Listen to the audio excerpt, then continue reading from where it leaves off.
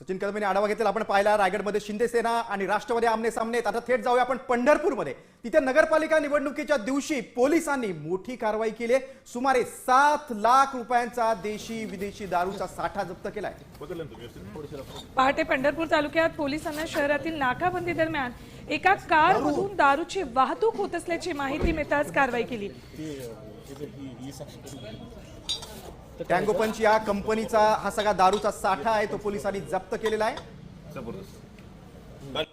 Updates घेऊयात आमचे प्रतिनिधी भारत नागडे यांच्याकडून. भारत, काय अपडेट्स आहेत, काय कशा पद्धतीची कारवाई केली पोलिसांनी?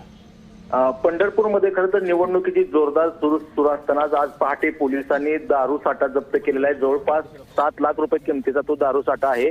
पंढरपूरमध्ये कोणतेही अनुचित प्रकार घडू नये म्हणून पोलिसांनी प्रमुख रस्त्यावरती नाकाबंदी केलेली आहे आणि या नाकाबंदीच्या दरम्यान एका कार गाडीमधून दारू साठा वाहतूक करत असताना पोलिसांनी तो जप्त केलेला आहे.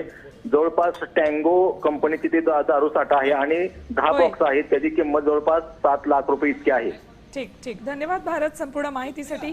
तर पंढरपूरमध्ये 7 लाखांचा दारू साठा जप्त केलाय. मतदारांना हे आमिष दाखवलं जातं दारूचं आणि पैशांचं. मात्र पंढरपूरच्या पोलिसांनी हा सगळा दारू साठा जवळपास 7 लाख रुपयांचा दारू साठा जप्त केलेला आहे.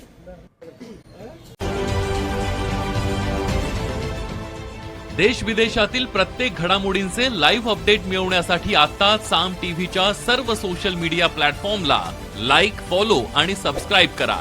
तसंच सर्व नोटिफिकेशनसाठी बेल आयकॉन प्रेस करायला विसरू नका.